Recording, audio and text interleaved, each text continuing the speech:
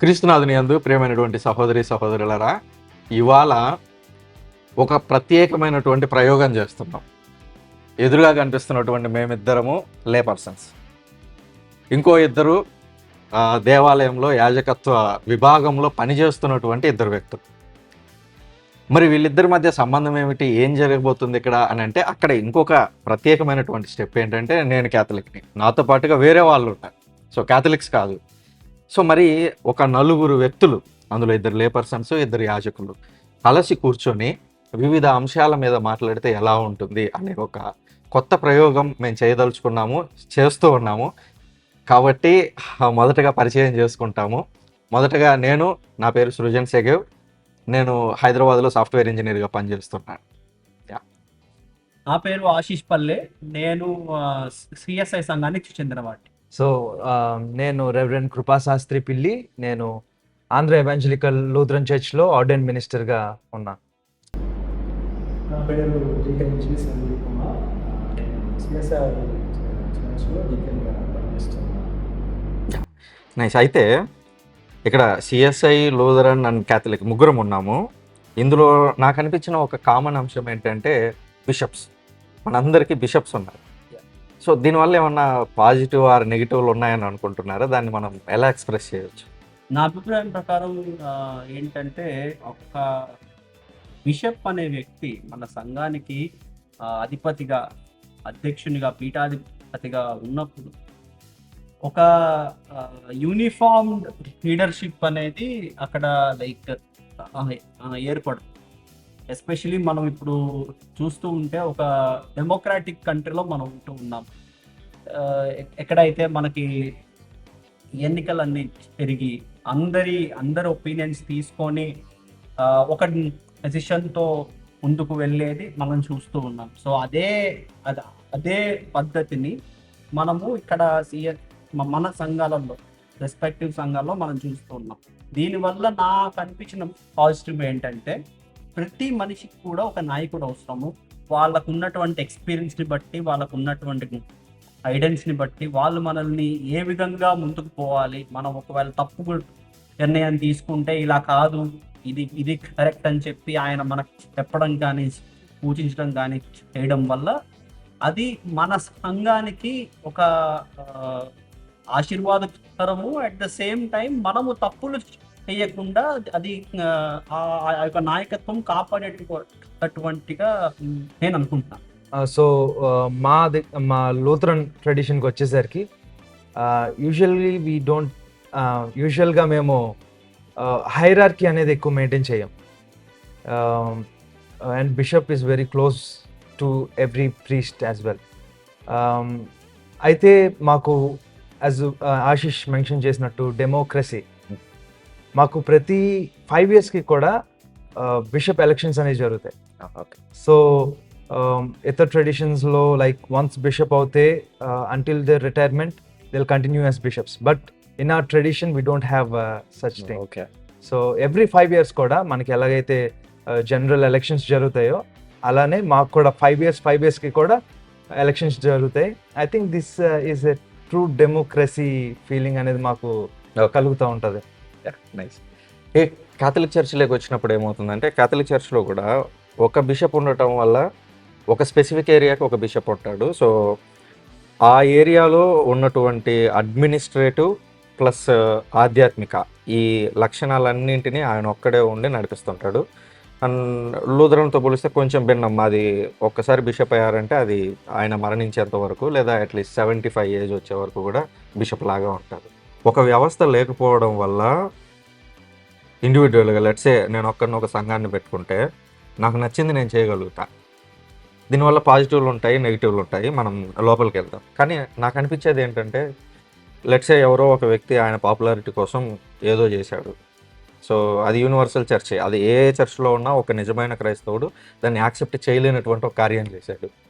So ఇప్పుడు ఆ చర్చెస్కి, మన బిషప్ వ్యవస్థ ఉన్నటువంటి చర్చెస్కి, సో ఆ డిఫరెన్స్ మనం ఎలా ఫైండ్ అవుట్ చేయగలం? ఓకే, యాక్చువల్గా బిషప్ ఈ స్ట్రక్చర్ ఉన్న చర్చెస్లో యూజువల్గా డెసిషన్ అనేది ఒకరు చేతిలో ఉండదు. సో ఆల్ వాయిసెస్ అనేవి కూడా ఆ డెసిషన్ మేకింగ్లో ఉంటాయి. యాక్చువల్ ట్రూ డెమోక్రసీలో ఉండాల్సింది ఏంటంటే every voice should be heard. Exact. కాబట్టి ఇప్పుడు సొంత మినిస్ట్రీస్ అయితే it's like A monarchy. Okay, ఒకరి చేతిలోనే మొత్తం ఉంటుంది. బట్ యాజ్ ఒక రకంగా ఆలోచిస్తే డెమోక్రసీ కూడా ఒక్కొక్కసారి కర్స్ అనిపిస్తుంది. Okay, it's blessing as well as curse. So and కొన్నిసార్లు ఏమనిపిస్తుంది అంటే మొనార్కీయే కరెక్ట్ ఏమో అని అన్నట్టు అంటే ఎస్పెషల్లీ అది ఎందుకంటే నాయకుడు ఏదైనా నిర్ణయం తీసుకుంటే తెల్లారేసరికి అది జరిగిపోతుంది, ఏది ఇండివిజువల్గా ఆయనే నాయకుడు అయితే. కానీ బిషప్ వ్యవస్థ ఉందనుకోండి, అది ఇంప్లిమెంట్ కావడానికి కొన్ని నెలలు పట్టొచ్చు, సంవత్సరాలు కూడా పట్టొచ్చు. ఎందుకంటే ఆయన కింద ఉన్న వాళ్ళు అంగీకరించి ఇలా రావడానికి. సో అప్పుడు ఈ రెండిటల్లో అదే బెస్ట్ అన్నట్టుగా అనిపిస్తుంది కదా. అప్పుడు మన చర్చెస్కి బిషప్స్ అవసరం అంటారా? దీన్ని రెండు వైపులా చూసుకోవచ్చు. కాకపోతే మనం ఆలోచించాల్సింది ఏంటంటే అది ఫస్ట్ ఆఫ్ ఆల్ మనం ఒక కరెక్ట్ వేలో వెళ్తున్నామా లేదా అనేది మనం ఆలోచించాలి ఖచ్చితంగా. ఇప్పుడు మీరు అన్నట్టు బ్రదర్ కృపాశాస్త్రి గారు అన్నట్టు మరి అప్పుడప్పుడు మోనార్కి కరెక్ట్ అనిపించవచ్చు because of the fast decision making. కానీ అట్ ద సేమ్ టైం అందరి ఒపీనియన్స్ తీసుకోవడం వల్ల every root of the problem మనకు అర్థమవుతుంది. ఎందుకంటే అందరూ వివిధ ఏరియాస్ నుంచి ఉంటారు. సో అన్ని రూట్స్ ఆఫ్ ద ప్రాబ్లం మనకు అర్థమైతే, all sides of the problem మనకు అర్థమైతే ఒక మంచి సొల్యూషన్ తీసుకోవడానికి మనకు ఆస్కారం ఉంటుందని నేను చెప్తాను. అంటే ఇక్కడ నా ఒపీనియన్ ఏంటంటే బైబిల్లో మనం ఎక్కడ చదివినా కూడా మనకు రాజ్యమే కనిపిస్తుంది. దేవుడు రాజు, మనం ప్రజలు, ఆయన కింద ఆయన రాజ్యంలో ఉన్న ప్రజలు. ఈవెన్ యేసుక్రీస్తు వచ్చినప్పుడు కూడా దేవుని రాజ్యం దగ్గరలో ఉంది. రాజ్యం అంటే డెమోక్రసీ కాదు కదా. యేసుక్రీస్తు 12 మందిని ఆయనే స్వయంగా పిలుచుకున్నాడు. ఎన్నికలేసి పలాని వ్యక్తిని ఎంచుకోవాలని ఎవరిని పిలవలేదు. సో అలాంటప్పుడు దీన్ని మనం ఎలా రెక్టిఫై చేయొచ్చు, లేదా ఎలా ఆన్సర్ చేయడానికి ట్రై చేయొచ్చు? పిలిచారు కానీ వాళ్ళు గమనించారు. సో అది డెమోక్రసీయే కదా మరి. సెన్స్ ఏంటంటే వాళ్ళు నన్ను గమనించాలి, అంతేగాని నువ్వే నన్ను గమనించాలి, ఆయన గమనించాలి ఆయన తిరిగాడు. Example that is imagine that picture. So నన్ను గమనించు అనగానే మన ఇమీడియట్ టెక్స్ట్లో మన కన్వర్జేషన్ ఏముంది, వెంటనే వెళ్ళిపోయారు, వెళ్ళిపోయారు. So that is democracy. So అలాంటప్పుడు స్కోప్సీ గురించి కూడా మాట్లాడుతున్నాం. బిషప్ తీసుకుంటే కింద వాళ్ళు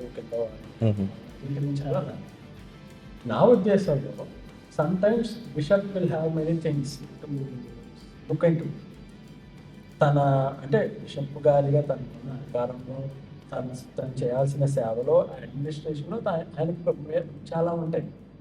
so why can't an issue come from down to up, bottom to up లే పర్సన్సే, లేకపోతే కింద ఉన్న వాళ్ళని ఆయన ప్రాబ్లం అర్థం చేసుకొని బిషప్ గారి దగ్గర తీసుకెళ్తే, అండ్ అప్పుడు ఈ కమిటీలన్నీ each committee can understand what is the problem. అప్పుడు ఏమవుతుందంటే మేమిద్దరం లే పర్సన్స్, మేము వచ్చి మీ ఎదురుగా నిలబడి మీ చేతని ఒప్పించాలి. మరి ఒప్పుకుంటారా? అదే నేను అంటున్నాను. ఒక ప్రాబ్లంకి 100 పర్స్పెక్టివ్స్లో ఆలోచిస్తాం. అదే ఓ ప్రాబ్లం మీరు రేస్ చేసి బిషప్ దగ్గర తీసుకొచ్చారు. ఫర్ ఎగ్జాంపుల్ ఇప్పుడు మన దగ్గరికి ఒక ప్రాబ్లం వచ్చింది, మనం మధ్యలో పెట్టుకొని మనం డిస్కస్ చేసుకుంటాం. కానీ ఎక్కడో ఒక చోట కామన్ గ్రౌండ్ అవుతుంది కదా. సో ఆ కామన్ గ్రౌండ్ ట్రై చేయకూడదు. కరెక్ట్. సో ఎపిస్కోపసీ ఎప్పుడు కామన్ గ్రౌండ్ కోసమే ట్రై చేస్తుంది. ఓకే, మీరు దేవుని రాజ్యం గురించి మాట్లాడుతూ గాడ్స్ కింగ్డమ్ అంటే ఇప్పుడు Jesus Christ king, then it is a kind of monarchy అన్నట్టు వచ్చింది కదా మన దగ్గర డిస్కషన్లో. కానీ ఓల్డ్ టెస్ట్మెంట్లో చూస్తే కనుక సౌలు మనకి మొట్టమొదటి రాజు కదా. అప్పటి వరకు కూడా మనకున్నది జడ్జెస్. అయితే ఈ గ్రౌండ్ లెవెల్లో ఉన్న పీపుల్ ఎప్పుడైతే మాకు రాజు కావాలని కోరుకున్నప్పుడు వాళ్ళందరూ కూడా దేవునికి పిటిషన్ వేస్తారు, మాకు రాజుని ఎంచమని. అప్పుడు దేవుడు కూడా ఏంటంటే ఆయన చెప్పారు, వద్దని చెప్పారు. బట్ స్టిల్ ఈ గ్రౌండ్ లెవెల్లో ఉన్న వాళ్ళందరూ కూడా ఇన్సిస్ట్ చేశారు. Hmm. ఇన్సిస్ట్ చేసినప్పుడు దేవుడు సౌల్ని రాజుగా ఎన్నుకోవడం జరిగింది. సో ఈ ప్రాసెస్ చూస్తే కనుక దేవుడికి ప్రజలకు మధ్యన కాన్వర్జేషన్ అనేది జరిగింది. డెమోక్రసీలో ఉండాల్సిన ఫస్ట్ ఏంటంటే కాన్వర్జేషన్. కరెక్ట్. సో ఈ సిస్టంలో దేవుడు కూడా ప్రజలు ఏదైతే కోరుకుంటున్నారో దాన్ని చేశారు. ఈవెన్ అది నష్టము అని దేవుడు చెప్పినా వీళ్ళు కోరుకున్నారు కాబట్టి దేవుడు కూడా అంతటి స్థాయి ఆయనే ఏం చేశారంటే ఈ ప్రజల యొక్క మాటను ఆయన స్వీకరించారు, ఆలోచించారు దానికోసం. నా ఉద్దేశం ఏంటంటే దేవుడు రాజు అని చెప్పారు కానీ ఆయన ఎప్పుడు రాజులా ప్రవర్తించలేదు. ఆయన ఎప్పుడు కూడా నేను చెప్పిందే శాసనం, నేను చెప్పిందే మీరు మీరు వినాలి అని దేవుడు ఎప్పుడు అనలేదు. మనకు ఆ ఫ్రీ విల్ ఇచ్చాడు. So in that way we can understand that God will encourage dialogue, God will encourage the conversation. As you said, conversation means, dialogue means democracy. Democracy అంటే ఈరోజు మనము ఓటు బూత్కి వెళ్ళి ఓటేసి ఈ డెమోక్రసీని చూస్తున్నాము. లెట్స్ ఏ బైబిల్లో మీరు చెప్పిందంతా రైటే. ఇప్పుడు దేవుడే ప్రజలతో మాట్లాడాడు, ప్రజల ఒపీనియన్ తెలుసుకున్నాడు. బట్ ఫైనల్ సే ఎవరిది? అల్టిమేట్గా దేవుడిదే. దేవుడు సౌలుని ఇంకొక వ్యక్తిని నలుగురిని మీ ఎదుట నిలబెట్టి ఎవరు రాజు కావాలో కోరుకోండి అని అనలేదు. సౌలు నిలబెట్టాను, ఇతనే మీ రాజు. నెక్స్ట్ ఇంకొకరు దావీదు వచ్చాడు, సొలొమోన్ వచ్చాడు. సో ఇక్కడ ఏమవుతుందంటే రెండు మిక్స్ అయ్యి ఉన్నాయి. సో అంటే ఈ రోజున్న 100% డెమోక్రసీతో మనం పోల్చలేము. బట్ దేవుడు ప్రజల మొర విన్నాడు, ప్రజల స్వరం ఆలకించాడు, వాళ్ళ ఒపీనియన్ గౌరవించాడు. కానీ ఫైనల్ సే ఆయంది, అందుకే ఆయన రాజు అయ్యాడు. ఆ కోణంలో దాన్ని చూడొచ్చా? ఆ కోణంలో కూడా చూడొచ్చు. బట్ అల్టిమేట్గా ఏదైనా సరే ఒక పర్సన్కి అథారిటీ అనేది ఉంటుంది. ప్రతి స్పేస్లో కూడా ఒక పర్సన్కి అథారిటీ ఉంటుంది. కానీ అక్కడ మనం చూడాల్సింది ఏంటంటే గ్రౌండ్ లెవెల్లో ఉన్న వాళ్ళ వాయిసెస్ అనేవి ఆ డెసిషన్ మేకింగ్లో ఇన్ఫ్లుయెన్స్ చేస్తుందా లేదా, ఆ పాలసీ మేకింగ్లో ఇన్ఫ్లుయెన్స్ చేస్తుందా లేదా. సో నాకు తెలిసి ఈ దేవుడు ఈ సౌల్ ఎంచుకోవడం విషయంలో ఐ థింక్ గ్రౌండ్ లెవెల్లో ఉన్న పీపుల్ వాయిసెస్ అనేది ఆ డెసిషన్ మేకింగ్లో ఇన్ఫ్లుయెన్స్ అయిందని నేను నమ్ముతాను. కరెక్ట్. ఓకే. సో నా ప్రశ్న ఏంటంటే, మాకు చాలా సాక్రమెంట్స్ ఉంటాయి. సో అందులోని నాకు ఎప్పుడు కూడా నాకు అవుట్ వచ్చే సాక్రమెంట్ కన్ఫెషన్ లేదా పెనెన్స్ అనేది ఉంటుందో. ఇప్పుడు అంటే మేము పిఎస్ఐ సంఘాలు కానీ మోదరన్ సంఘాలు కానీ మెయిన్గా మేము ఆచరించేవి బాప్టిజము, కన్ఫర్మేషను, దాని తర్వాత పరిశుద్ధం హోలీ మ్యాట్రిమోనీ. ఈ మూడింటిని మేము ప్రధానంగా చేస్తాం. కానీ క్యాథలిక్ మిషన్కి వచ్చేసరికి పెనెన్స్ అని చెప్పి ఇంకోటి యాడ్ అయిపోయింది. సో అదేంటి, దాని గురించి మీరు ఎక్స్ప్లెయిన్ చేస్తారా? కన్ఫెషన్ అనేది బేసిక్ లెవెల్లో, దానికంటే ముందు సాక్రమెంట్స్ని క్యాథలిక్స్ ఎలా చూస్తారంటే, సాక్రమెంట్ అంటే దేవుడి నుంచి వచ్చేటువంటి కృపావరం లేదా దేవుడి నుంచి వచ్చేటువంటి ఏదైనా సరే సాక్రమెంట్లో ఇన్వాల్వ్ అయ్యేది డైరెక్ట్గా దేవుడే. సో ఇప్పుడు మనుషుల్ని క్షమించాల్సింది 100% దేవుడే. సో మనము ఆ సాక్రమెంట్ని స్వీకరించడం ద్వారా దేవుడు తన కరుణని మన మీద కురిపించాలి అనేది ప్రైమరీ పాయింట్ అక్కడ కన్ఫెషన్లో. దీన్ని మనం ఓల్డ్ టెస్టిమెంట్ నుంచి చూస్తే, ఓల్డ్ టెస్టిమెంట్లో ఎవరన్నా తప్పులు చేసినప్పుడు వాళ్ళు ఏం చేసేవాళ్ళంటే, ఒక గొర్రెనో వాళ్ళకున్న ఆర్థిక పరిస్థితిని బట్టి ఒక జంతువుని తీసుకొని వెళ్ళి బలి అర్పించేటప్పుడు ఆ యాజకుడికి చెప్పేవాళ్ళు, అయ్యా నేను పలాని పాపం చేశాను, ఈ బలిని అర్పించి నాకు క్షమాపణ దయచేయండి అని చెప్తే ఆ యాజకుడు ఆ పాపానికి అతనికి పరిహారం ఇస్తాడు. సో అది ఓల్డ్ టెస్టిమెంట్. న్యూ టెస్టిమెంట్ వచ్చేసరికి యేసుక్రీస్తు యోహాను సువార్త 20వ అధ్యాయంలో వాళ్ళందరినీ శిష్యుల మీదకి శ్వాసను ఊది, మీరు వెళ్ళి ఎవరినైతే మీరు క్షమిస్తారో వాళ్ళ పాపాలు క్షమించబడతాయి, ఎవరివైతే నిలిచి ఉండనిస్తారో వాళ్ళవి క్షమింపబడవు అని చెప్పాడు. సో యేసుక్రీస్తు పాపాలను క్షమించే అధికారాన్ని అపోస్తలులకు ఇచ్చాడు.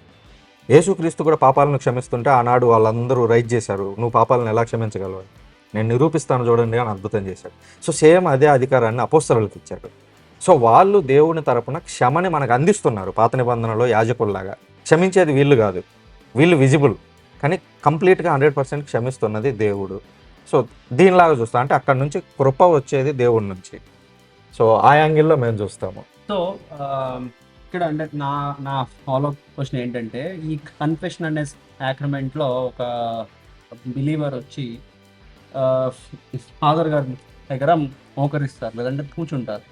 కూర్చొని నేను ఏని పాపం చేశాను, ఇది నేను చేశాను అన్నప్పుడు ఆ ఫాదర్ గారు ఆయనకు ఉన్నటువంటి ఎక్స్పీరియన్స్ని బట్టి ఈ బిలీవర్కి కౌన్సిలింగ్ ఇస్తారా, లేదంటే కేవలము యువర్ సిన్స్ ఆర్ అబ్జాల్వ్డ్ అని చెప్పేసి అని పంపించేస్తారా? సో అది 2 లెవెల్స్లో అని చెప్పొచ్చు. మొదటిది, వాళ్ళు వచ్చింది పాప క్షమాపణ అనే సంస్కారం కొరకు. సో దేవుడి నుంచి క్షమాపణ కోసం వచ్చారు. సో ప్రైమరీ ఎయిమ్ ఏంటంటే దేవుని తరపున వాళ్ళని క్షమించడం. కౌన్సిలింగ్ దాని లక్ష్యం కాదు. ఒకవేళ వెనక ఎవరూ లేరు, టైం ఉంది, ఈ వ్యక్తి దాన్ని అధిగమించడానికి మార్గాలు నా దగ్గర ఉన్నాయి, నా గురువు ఫీల్ అయితే హీ కెన్ ఎక్స్ప్లెయిన్. సో నువ్వు ఇక్కడిక్కడ పడిపోతున్నావు, సో ఈ టైంలో నువ్వు జయించడానికి ప్రయత్నించని ఇవ్వచ్చు. బట్ కౌన్సిలింగ్ అనేది ప్రైమరీ ఎయిమ్ కాదు, అది దానికి అనుబంధంగా నెక్స్ట్ ప్రొసీజర్ లాగా. సో మీరు పాప క్షమాపణ అనే దాన్ని మీరు ఎలా చూస్తారంటే డైరెక్ట్గా దేవుడి నుంచి క్షమాపణ వస్తుందని నమ్ముతారు.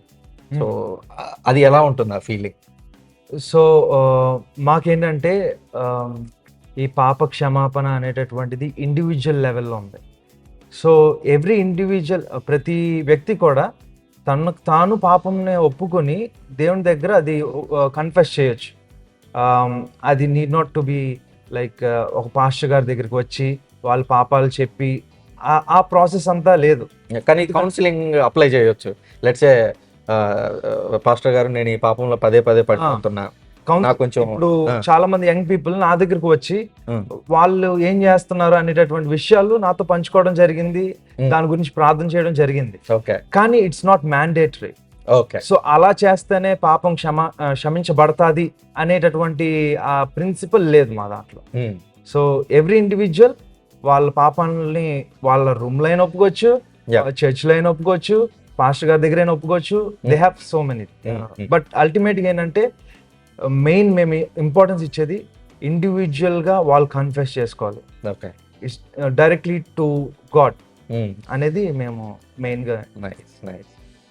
సో హిస్టారికల్గా వెళ్ళొచ్చా? డెఫినెట్లీ. అదే రిఫార్మేషన్ పీరియడ్కి. షూర్. సో రిఫార్మేషన్ పీరియడ్ యాక్చువల్గా we are all Catholic church, one Catholic church. కానీ రిఫార్మేషన్ టైంలో వాట్ హ్యాపెన్, ఆ హిస్టరీ అంతా కూడా మీకు తెలుసు కదా. యాజ్ ఎ క్యాథలిక్గా ఇప్పుడు 21st centuryలో ఉంటున్న మీకు దానిని ఎలాగ మీరు ఇప్పుడు అర్థం చేసుకుంటారు? సో ఫస్ట్ థింగ్ ఏంటంటే, మనం డివైడ్ అయినా డివైడ్ కాకపోయినా మనం అందరం యూనివర్స్ చర్చ్లో భాగమే. సో అక్కడ అందరూ ఒప్పుకుంటారు, ఎవరు అబ్జెక్ట్ చేయరు. రెండోది ఏంటంటే, పాత నిబంధనలో కూడా గుంపులు ఉన్నాయి, పరిచయులు, సద్దుసీయులు, శాస్త్రులు, వాళ్ళకి స్కూల్స్ ఆఫ్ థాట్స్ ఉన్నాయి డిఫరెంట్గా. ఇప్పుడు వాళ్ళందరూ ఒక ఇజ్రాయేలు అనే ఒక రాజ్యం కింద, ఒక దేవుడి కింద ఉండగలిగారు కట్టగట్టుకొని. సో మనం కూడా అలా ఉండగలుగుతాము అనేది నా విశ్వాసం, అలా ఉంటున్నాము కూడా మోస్ట్లీ. అయితే రిఫర్మేషన్ దగ్గరికి వెళ్ళినప్పుడు ఏమైందంటే, అంటే నేను ఇది పొరపాటు అని చెప్తాను. ఏ విధంగా అంటే, పొరపాటు ఇన్ ద సెన్స్ వ్యక్తుల దగ్గర జరిగిన పొరపాటు. లెట్సే ఫాదర్లు కరప్ట్ అయ్యి లేరు అని చెప్పను. ఆ రోజు యేసుక్రీస్తు 12 మంది ఎంచుకుంటేనే అందులో ఒకటి దొంగ ఉన్నాడు. సో ఆబ్వియస్లీ 1000 మంది ఉన్న చోట ఉంటారు చెడిపోయిన వాళ్ళు. సో ఫాదర్స్ అక్కడ జర్మనీలో స్పెసిఫిక్గా కొంతమంది డబ్బులు తీసుకున్నారు. వాస్తవం అది, ఏది మీ పాపాలను క్షమిస్తాము అని డబ్బులు తీసుకున్నారు. అయితే ఆ విషయం పోపు గారి దగ్గరకు వెళ్ళిన తర్వాత పోపు ఆయన ఎవరెవరైతే డబ్బులు తీసుకున్నారు అని నిర్ధారణ అయిందో వాళ్ళందరినీ ప్రీస్ట్హుడ్ నుంచి తీసేశారు. సో ఆ విధంగా డబ్బులు తీసుకున్న వాళ్ళని, అది ఒక లోకల్ ఇష్యూ, జర్మనీలో మాత్రమే జరిగిన ఒక ఇష్యూ. సో ఆ స్ప్లిట్ కూడా ఆటోమేటిక్గా జర్మనీలోనే వచ్చింది. సో రిఫర్మేషన్ అనేది ఏమైందంటే ఇన్సైడ్ జరగడానికి బదులుగా కాస్త బయటికి వెళ్ళింది. సో అది అక్కడితో ఆగలేదు, ఇంకా అది ఈ రోజు వరకు జరుగుతూనే ఉంది. కాకపోతే మన అదృష్టం, లూథరన్ తర్వాత సిఎస్ఐ, మనం ఇంకా బిషప్ వ్యవస్థలో ఉన్నాము. సో మేబీ ఇంకా ఒక రకంగా క్యాథలిక్ ప్రొటెస్టెంట్ అని వచ్చాము. అంటే నాకు వచ్చిన క్వశ్చన్ ఏంటంటే, ఇందులోని మీరు అంటున్నారు అది ఇంటర్నల్గా జరిగిన, అంటే కథోలిక సంఘంలో ఇంటర్నల్గా జరిగిన గొడవైనప్పుడు అది డైరెక్ట్గా మార్టిన్ లూథర్ గారు అది పోప్ గారికి రాయవలసి ఎందుకు వచ్చింది? అది కౌన్సిల్ ఆఫ్ వర్మ్స్ అనుకుంటారు, this also subject correction. Council of వర్మ్స్లో డైరెక్ట్గా వచ్చి పోప్ గారితో ఆయన ఎందుకు డిబేట్ చేయాల్సి వచ్చింది? ఎందుకంటే ఇప్పుడు అరబ్ పీపుల్ని పోప్ గారిని తీసేశారు. అది మంచిదే, మనం ఎప్పుడు కూడా కరప్షన్ ఎంకరేజ్ చేయకూడదు. సో అలాంటప్పుడు పోప్ గారు చేసిన కరెక్ట్ అని మీరు అన్నప్పుడు మార్టిన్ లూథర్ గారు ఎందుకు ఆ విధంగా చేయాల్సి వచ్చింది? అంటే మనము 2026లో ఉన్నాం కాబట్టి మనం ఈ రోజు ఉన్న కోణంలో నుంచి చూస్తాం. మనం 1500లోకి వెళ్తే అప్పుడు ఉన్నది ఒకటే చర్చ్. సో ఒక రకంగా చెప్పాలంటే పోపు గారు రాజు గారు, ఎందుకంటే ఆయన రాజులను కూడా అభిషేకిస్తున్నాడు. సో ఆ స్థాయిలో అప్పుడేమవుతుందంటే ఒక వాయిస్ గ్రౌండ్ లెవెల్ నుంచి, అంటే మన ప్యారిస్ నుంచి రోమ్ దాకా వెళ్ళాలంటే డెఫినెట్లీ టైం పడుతుంది. ఈ రోజు కూడా క్యాథలిక్ చర్చ్లో ఏదన్నా ఒక రిఫర్మేషన్ రావాలి అని అంటే వాళ్ళు ఎక్కడో రూమ్లో చర్చలు జరుపుతారు, అది మన ప్యారిస్ లెవెల్కి వచ్చేసరికి లేట్ అవుతుంది. అలాగే ఈవెన్ మన డయాసిస్లో చర్చలు జరిగినా కూడా అది మన లోకల్ లెవెల్ ప్యారిస్ దగ్గరకు వచ్చేసరికి కాస్త లేట్ అవుతుంది. సో అది యూనివర్సల్ చర్చ్లో ఉన్నటువంటి ఒక ప్రాబ్లమే, ఎందుకంటే అది లాంగ్ లిస్ట్ను దాటుకొని వెళ్ళాలి. ఒక గురువు వెళ్ళి బిషప్కి చెప్పాలి, బిషప్ గారు వెళ్ళి లోకల్గా ఉన్న కార్డినల్కి చెప్పాలి, ఆ కార్డినల్స్ వెళ్ళి పోప్ గారికి చెప్పాలి. సో డెఫినెట్లీ కొంచెం టైం తీసుకుంటుంది. సో ఆ టైం అనేది మేబీ ఇంకొంచెం ఉడికింపజేసిందేమో పరిస్థితులను అనేది నా ఒపీనియన్. సో మీరు దీన్ని ఎలా చూస్తారు స్ప్లిట్ని యూజువల్గా? అంటే ఈ స్ప్లిట్లో అంటే I raise a question. Pope తీస్తారు, ఓకే ఫైన్, తీస్తారు. మాట్లాడలేదు కదా, తీస్తారు క్యాథలిక్ ఫంక్షన్ నుంచి. అది క్వశ్చన్. ఓకే, ఇక్కడ క్యాథలిక్ చర్చ్ బిలీవ్ చేసేది ఒక విషయం ఏంటంటే అనాథమా అనే దాన్ని ఒక పదం, మనం గలతీయులకు రాసిన లేఖలో ఆ పదాన్ని చూస్తాం మొదటి అధ్యాయంలో. దాదాపుగా ఎవరైనా ఏదన్నా ఒక టీచింగ్ నుంచి బయటకు వెళుతూ ఉంటే 2 లెవెల్స్లో అనాథమా అనేది జరుగుతుంది. అంటే ఎక్స్కమ్యూనికేషన్, అతన్ని బయటికి పంపించడం. ఒకటి, తనకై తానుగా యేసుక్రీస్తు ఇచ్చేటువంటి కృపావరాలను తిరస్కరిస్తే, లెట్సే పవిత్రాత్మ దేవుణ్ణి నాకు వద్దు అని చెప్పాం. పవిత్రాత్మను తిరస్కరించేవాడికి క్షమాపణ ఈ యుగమందు లేదు, రాబోయే యుగమందైనా లేదు. ఎందుకంటే దేవుని యొక్క క్షమాపణను వాడికి వాడే అడ్డుకుంటున్నాడు. అది ఒకటోది. రెండవది, పోపు గారే స్వయంగా ఒక వ్యక్తిని అనాథమా చేయవచ్చు, అంటే ఒక వ్యక్తిని బహిష్కరించవచ్చు సంఘంలో నుంచి.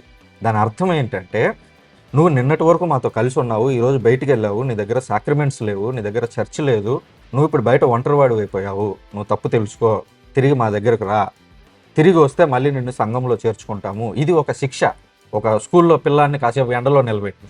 కానీ అంటే పోపు విన్నాడు, పోపు విని ఆ 10 మందిలో లేకపోతే ఆ గురువుని ఎవరిలో తీసేసాడు. ఓకే ఫైన్, పాపరిహార పత్రంలో తీసేసాడు. మరి అది మార్టిన్ లూథర్ చెప్తేనే కదా తనకి తెలిసింది పోప్కి. అదే, అంటే పోపు గారు ఉండేది రోమ్లో, ఇష్యూ జరుగుతున్నది ఉడుకుతున్నది అంతా జర్మనీలో. సో ఈ రోజు ఉన్నంత కమ్యూనికేషన్ వ్యవస్థ 15th సెంచరీలో లేదు. ఓకే, అది ఎప్పటిదాకా వెళ్ళింది, ఎప్పుడు వెళ్ళింది అనేది నేను అడగట్లేదు. థింగ్ ఈజ్ అంత మంచిగా చేశాడు మార్టిన్ లూథర్. ఫర్ ఎగ్జాంపుల్ ఈరోజు రిఫార్మ్ చర్చెస్ ఉన్నందుకు okay, I feel that I'm happy. ఎందుకంటే ఒక టైంలో ఆ రిఫార్మేషన్ కనుక లేకపోతే అగైన్ ఆ క్వశ్చన్ ఎందుకో నాకు అనిపిస్తుంది ఒక్కోసారి క్యాథలిక్ చర్చెస్కి వెళ్ళినప్పుడు I feel like I going to execute. Sorry, that's okay, మాట్లాడవచ్చు, అందులో ఏమో తప్పలేదు. ఎందుకు అని అనిపిస్తుంది అంటే కొబ్బరికాయలు కొడతారు, అగరబత్తులు వెలిగిస్తారు, బోత్మాలు వేస్తారు, ముక్కుబళ్ళు అంటారు. ఓకే ఫైన్, బళ్ళు ఇవన్నీ క్రిస్టియానిజంలో కూడా ఉంటాయి, మేము ఒప్పుకున్నాం ఇచ్చేసాడు దేవుడు అనేది ఉంటాయి. కానీ ఆ ప్యూర్ అంటే ఆ రెప్లికా ఆఫ్ ఈ ట్రెడిషన్ అనేది హౌ యూ సీ దట్ అంటే ఒకవేళ మేము తప్పు అయితే సో హౌ యూ సీ అది ఎలా మీరు డిఫెండ్ చేస్తుంటారు? సో ఫస్ట్ థింగ్, ప్రొటెస్టెంట్స్ ఇవి పాటించట్లేదు కాబట్టి అవి వాళ్ళు తప్పు అని నేను అనను. మేము పాటిస్తున్నాం కాబట్టి మేము రైటో తప్పు అని కూడా నేను చెప్పను. నేనేం నమ్ముతా, లెట్సే ఫాదర్స్ యేసుక్రీస్తు గురించి చెప్పడానికి ఇండియాకి వచ్చారు. ఫాదర్స్ వచ్చినప్పుడు ఇక్కడ ఉన్నటువంటి వ్యవస్థలు వాళ్ళని స్వీకరించలేదు. ఎందుకంటే వీళ్ళు తెల్లంగీళ్ళు పైనుంచి కింద వరకు వేసుకొని ఉన్నారు, వీళ్ళు మాకు సంబంధించిన వాళ్ళు, మా దేశం వాళ్ళు కాదు అని బయటకు పంపిస్తే క్యాథలిక్ ఫాదర్స్ ఏం చేశారంటే ఎర్ర అంగీలు వేసుకొని వచ్చారు, కాషాయం వేసుకొని వచ్చిన తర్వాత ఒక్కొక్కరుగా ఎక్కడో దూరంగా విసిరివేయబడిన వాళ్ళు, అలాంటి వాళ్ళు 1 by 1 వాళ్ళని స్వీకరించారు. మా మతం లాగే వాళ్ళు ఉన్నది కాషాయంలో, వాళ్ళు చెప్పింది యేసుక్రీస్తు గురించి. దానివల్ల ఒక రూట్ దొరికింది, ఒక పెనట్రేట్ అవ్వడానికి ఒక అవకాశం కలిగింది. అది మొదటిది. రెండవది, ఇప్పుడు Catholic church Indian traditions follow అవుతుంది. లెట్స్ ఏ ప్రొటెస్టెంట్ చర్చి ఏ దేశం యొక్క ట్రెడిషన్ ఫాలో అవుతుంది? మీరు ఇజ్రాయెల్ ఫాలో అవుతున్నారా అంటే లేదు. ఎందుకంటే ఇజ్రాయెల్ దేశంలో కూడా ఒక వ్యక్తి చనిపోతే వారం రోజుల పాటు కింద కూర్చొని ఏడవాలి, మంచం మీద కూర్చోడానికి లేదు. ఇజ్రాయెల్ దేశంలో వాళ్ళు పైనుంచి కింద వరకు అంగీలు వేసుకుంటారు, మనమేమో ప్యాంటు చొక్కా వేసుకుంటున్నాం. ఇజ్రాయెల్ దేశంలో వాళ్ళు తినే తిండి వేరు, వాళ్ళు వేసుకునే బట్టలు వేరు. మరి మనం క్రైస్తవులు అన్నప్పుడు మనం ఏ ట్రెడిషన్ని తీసుకోవాలి? ఇజ్రాయెల్ది తీసుకోవాలా, లేదా ఏ దేశంకి వెళ్తే ఆ దేశంది తీసుకోవాలా, లేదా ఏ చర్చ్ అయితే ఏ దేశం నుంచి వచ్చిందో అది తీసుకోవాలా అనే ప్రశ్న ఎదురు. క్యాథలిక్ చర్చ్ ఏం చేసిందంటే ఇది యూనివర్సల్ చర్చ్. ఇండియాలో ఉన్నటువంటి పరిస్థితులు, ఇక్కడ ఉండేటువంటి వస్త్రధారణ మెక్సికోకి వెళ్తే ఉండకపోవచ్చు. సో అక్కడ లోకల్ ట్రెడిషన్స్ తీసుకుంటుంది. ఇప్పుడు ఇజ్రాయెల్ దేశంలో గోధుమ పిండి తీసుకెళ్ళి దేవునికి అర్పించారు. గోధుమ పిండి ఏంటి, మనం ఇంకా నిర్గమకాండంలో చూస్తే గొర్రె వెంట్రుకలు కూడా తీసుకెళ్ళి ఇచ్చారు. ఎందుకంటే దుప్పట్లు కొడతారు వాటితో, దేవాలయానికి ఉపయోగించారు. సో దేవునికి మనం ఏమి ఇస్తున్నాము అనేది ముఖ్యం. దాన్ని చర్చి ఎలా యూజ్ చేసుకుంటుంది అనేది సెకండరీ అనేది మా ఒపీనియన్. అంటే అది మన విశ్వాసం మీద, మన రక్షణ మీద ప్రభావం చూపించలేదు. సో మన కల్చర్ మనది, మన కల్చర్లో దేవుణ్ణి ఆరాధిస్తున్నాం అనేది మేము వైడ్గా బిలీవ్ చేస్తాం. సో అంటే నా క్వశ్చన్ ఏంటంటే, ఇప్పుడు ఫస్ట్ ఆఫ్ ఆల్ మీరు అన్నారు కదా, అంటే నా అండర్స్టాండింగ్ ప్రకారం మొత్తం క్యాథలిక్ చర్చ్ శ్రీసభ అంతటికి కూడా పోప్ గారే హెడ్, ఆయనే ఏకైక సోల్ అథారిటీ ఆయనే. నేను కరెక్టా కాదా చెప్పండి. ఒక సెన్స్లో కరెక్ట్, ఒక సెన్స్లో కరెక్ట్ కాదు. అంటే దాన్ని అర్థం చేసుకునే దాన్ని బట్టి ఉంటుంది. లెట్సే ఇప్పుడు మా ప్యారిష్ ఉంది, మా ప్యారిష్కి ఒక ఫాదర్ ఉన్నాడు. ఆ ఫాదరే ఆ ప్యారిష్కి రాజైనా మంత్రి అయినా అన్నీ ఆయన. నా కుటుంబంలో నేను ఇంటి పెద్ద. సో నా కుటుంబానికి సంబంధించిన నిర్ణయాలన్నీ నేను తీసుకుంటా ఇంటి పెద్దగా. నేనేదో రాజుని మొత్తం ఇంటి మొత్తం మీద నాకే అధికారం ఉంది, వాళ్ళ ఒపీనియన్ తీసుకోను అని కాదు. ఇంటి పెద్దగా ఒక నిర్ణయం తీసుకో. సో పోపు గారిని కూడా అలా చూడవచ్చు. ఓకే, ఇంటి పెద్ద అని ఇది అంటున్నారు. కానీ ఇక్కడ నేను అంటుంది ఏంటంటే, ఇప్పుడు క్యాథలిక్ చర్చ్లో ఏదన్నా మార్పు కావాలంటే డైరెక్ట్గా వాటికన్ నుంచే రావాలి. నో అలా కాదు. ప్యారిష్ లెవెల్లో దానికి local priest enough. Let's A diocese level bishop enough. అది స్థాయిని బట్టి. అదే ప్యారిష్కి ఫాదర్, డయాసిస్కి బిషప్. ఒకవేళ ఆ విషయం ప్రపంచవ్యాప్తంగా ఇంపార్టెంట్ అయితే పోపు గారు ఇన్వాల్వ్ అవుతారు. లెట్స్ ఏ పెళ్ళిళ్ళు అనే అంశం ఉంది. మనకు భారతదేశంలో పుట్టాం కాబట్టి ఒక పెళ్ళి అనేది మనకి ఒక నామ్. కానీ ఆఫ్రికా దేశాలకు వెళితే తండ్రి ఎవరో తెలియనటువంటి పిల్లలు కూడా ఉంటారు. అది దారుణం. అండ్ అక్కడ కల్చర్ అది యాక్సెప్ట్ చేస్తుంది. సో ఇప్పుడు పోపు రీసెంట్గా వచ్చిన పోపు లియో గారు దాని మీద వర్క్ చేస్తున్నారు. ప్రపంచవ్యాప్తంగా కథోలికులు ఎక్కడున్నా కూడా ఒక వివాహమే చేసుకోవాలి, కథోలికులకు మాత్రమే కాదు ప్రపంచం మొత్తానికి ఇది ఆదర్శం అని ఆయన మాట్లాడతారు. అది ప్రపంచం లెవెల్లో కాబట్టి పోపు గారు ఇన్వాల్వ్ అవుతారు. ఒకవేళ లోకల్ లెవెల్లో అనుకోండి బిషప్.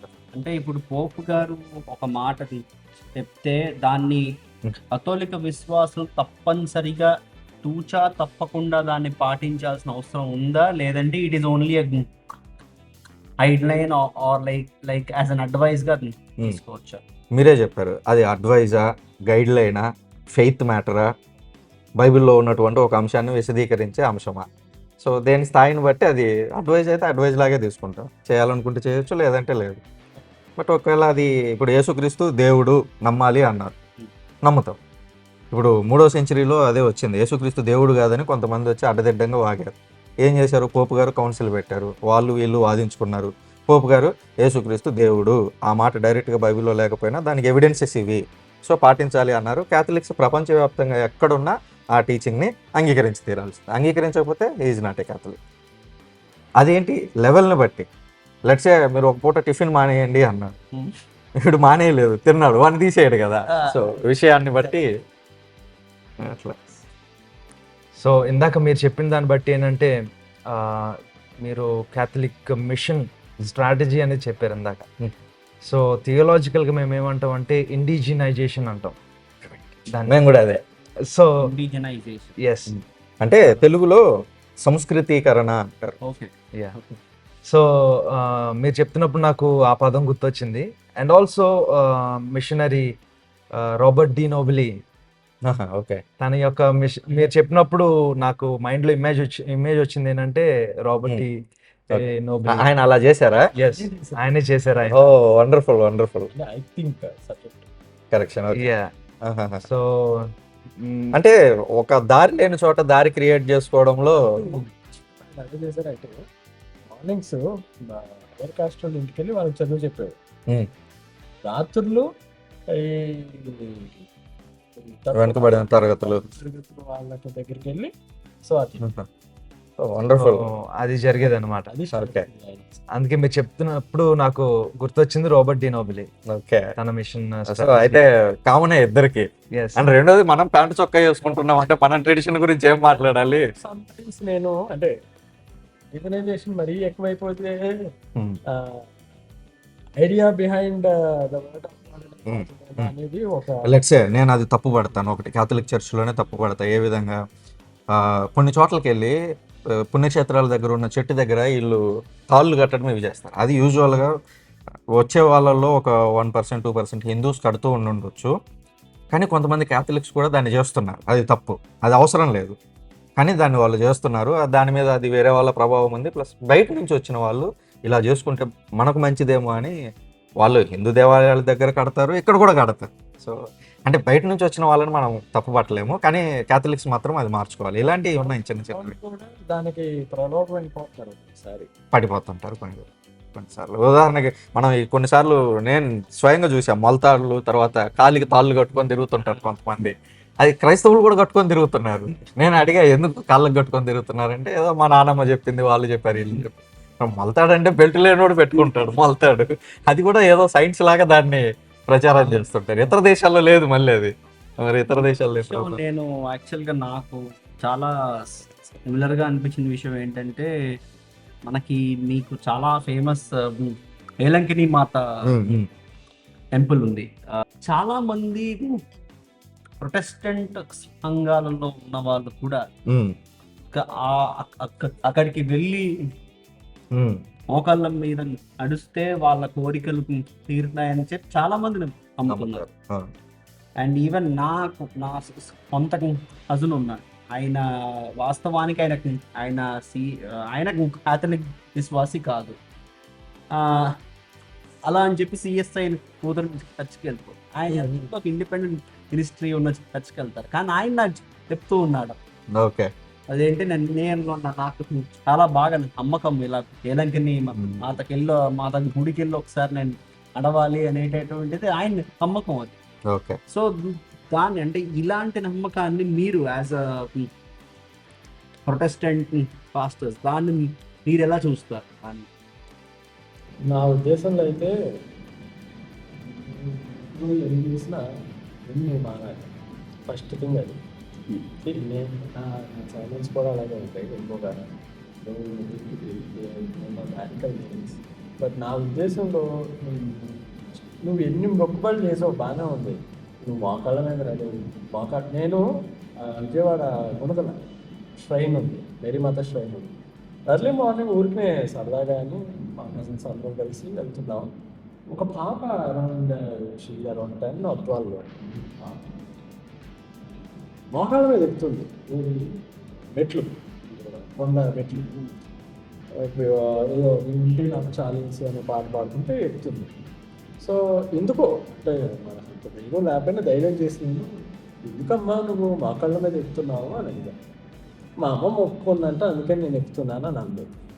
సో అంటే సంభవ్ అంటే ఇవన్నీ పుల్లిని చూసి నక్కల వాపసు పెట్టుకోవడం అనే టైప్లో ఆడెవడో మొక్కుబడి చేసుకున్నాడు, అడిగి జరిగింది కాబట్టి నేను మొక్కుబడి చేయాలి, నేను జరిగించుకోవాలనేది ఉంటుంది. ఫైన్, ఓకే, నీకు మొక్కుబడి నీకు తీరిన తర్వాత నువ్వు క్రైస్తవుడిలా ఉన్నావా? పోనీ అది కనీసం క్రైస్తవుడిగా ఉండడానికి ప్రయత్నం చేస్తున్నావా అనేది ఈరోజు అది ల్యాకింగ్. ఎంతసేపు we claim as Christians but we are not following Christ ఈ రోజుల్లో. ఎంతసేపు మనం క్రైస్తవులు నమ్ముతున్నాం అనేది కానీ సంభవ్ ఐ ఫీల్ దట్ ఇంటర్నల్ ఏమనాలి ఆంతర్య శుద్ధి, ఆంతర్యానికి మార్పు అనేది ఈ క్రైస్తవ్యానికి అవసరం.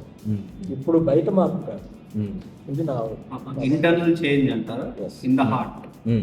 అంటే ఇవన్నీ ఎందుకు చేస్తారు అని అంటే అల్టిమేట్గా అసలు ఒరిజినల్ లక్ష్యమే మనిషి మారాలి, వాడి ఆత్మ మారాలి, వాడు యూటర్న్ తీసుకొని దేవుని దగ్గరికి రావాలి. సో ఇప్పుడు మీరు ఎన్ని చెప్పినా ఇవన్నీ దేనికోసం ఉద్దేశించబడినవి అని అంటే అల్టిమేట్గా ఈ ఫైనల్ గోల్. కానీ కొంతమంది ఇక్కడ ఆగుతారు, కొంతమంది ఇక్కడ ఆగుతారు.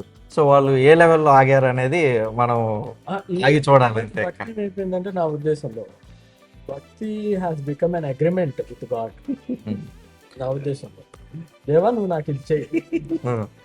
అంటే కొన్నిసార్లు మనం కూడా అలాగే ఉంటాంలేండి. ఈవెన్ నేనే అడుగుతాను, నాకు ఇది చేసి పెట్టుదేవా అని. సో మనం ఏంటంటే మనకు ఆ పని అయిపోయింది అనుకోండి, మళ్ళీ దేవుడి దగ్గర మనం వెళ్ళాం. అందుకనే ఒక సేవింగ్ ఉంటుంది, man gets and forgets, God gives and forgives. ఇంకా అలా అనుకుంటే మన జీవితంలో ఒక్కొక్కరు 100 సార్లు చేస్తే ఈ 4-5 వేల సంవత్సరాల చరిత్రలో ఎంతమంది ఎన్నిసార్లు చేసి ఉండాలి, దేవుడు ఇంకెంత ఫీల్ అయ్యి ఉంటాడు. నేను అదే అంటున్నాను, అంటే ఉచితంగా గ్రేస్ ఇచ్చేసాడు దేవుడు. అందుకనే మనం somehow we are surviving this world. So ఆ ఉచితంగా ఇచ్చేదాన్ని నేను అందుకని అనుకుంటాను, దేవుడు అనవసరం ఉచితంగా ఇచ్చాను.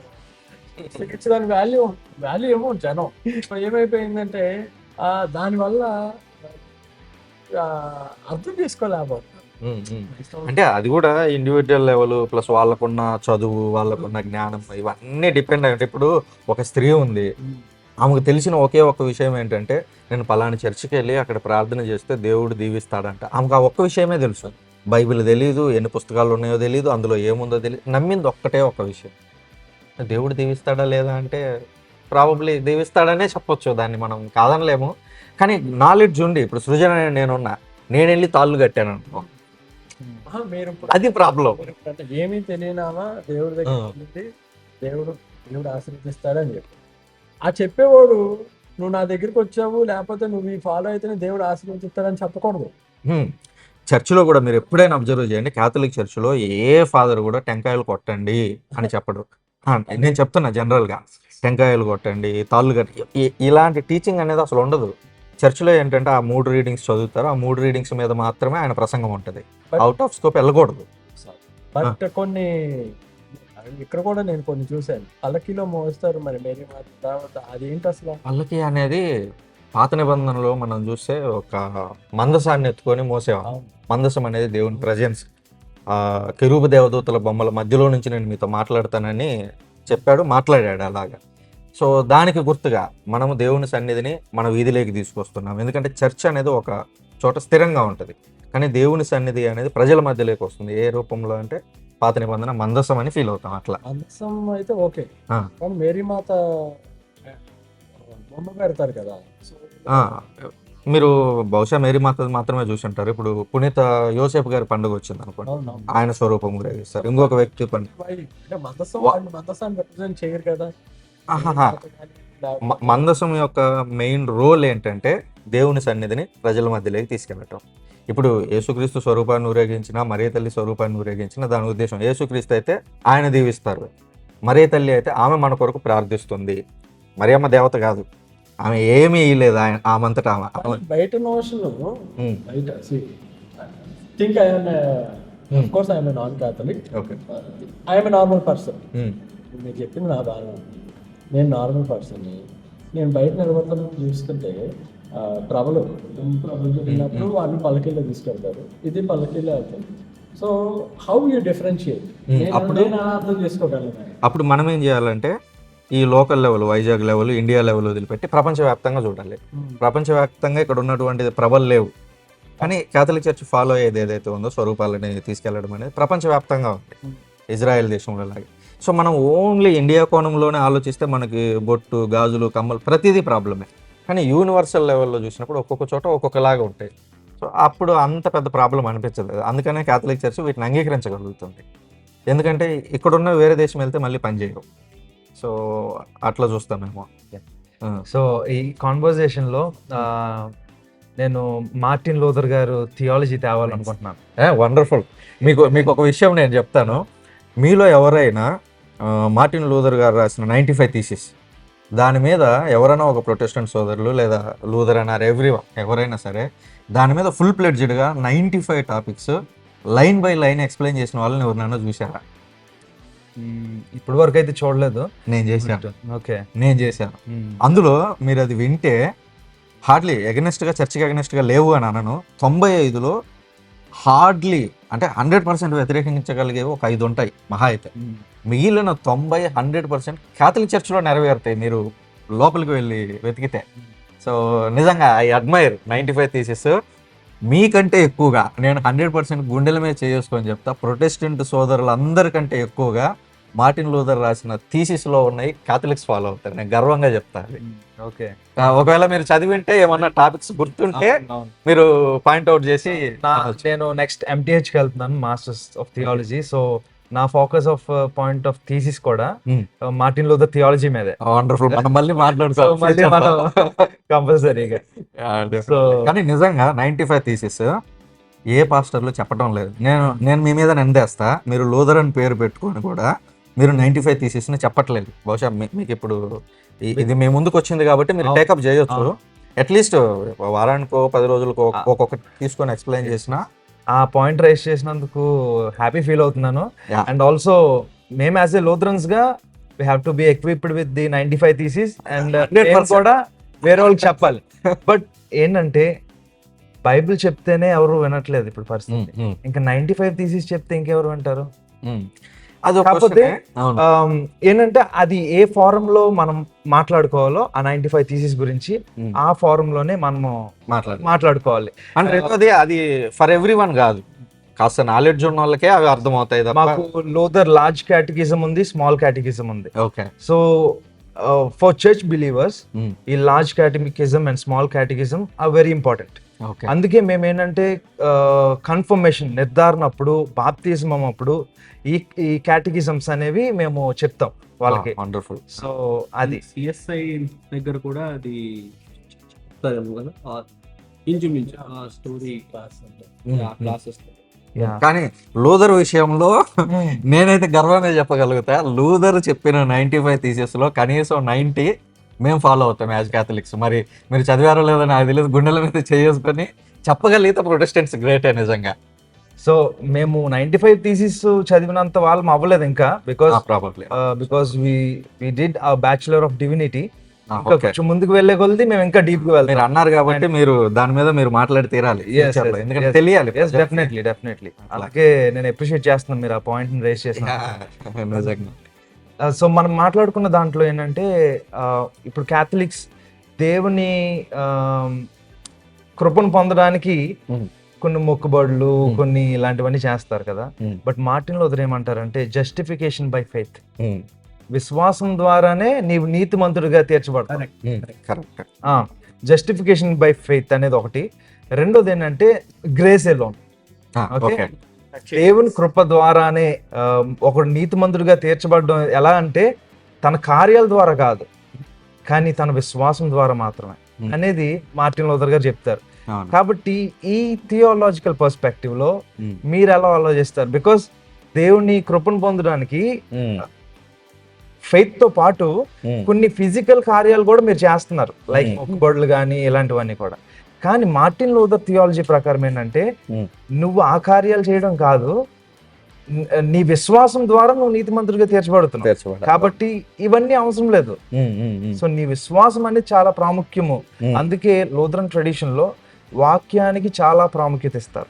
వినుట వలన విశ్వాసం కలుగుననే వాక్య భాగం ఉంది కదా.